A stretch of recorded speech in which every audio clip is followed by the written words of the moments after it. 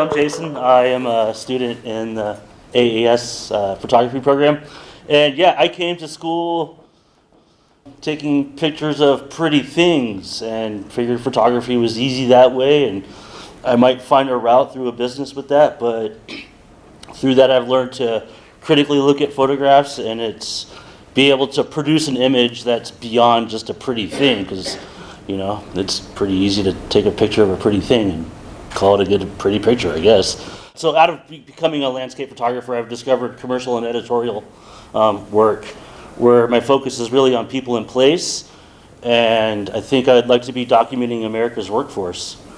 So my portfolio I'm presenting today is a corporate portfolio showing headshots, environmental portraits, a little bit of architecture, with variety being the spice of life. I think that will keep me happy and being able to shoot a lot of things and hopefully not get bored.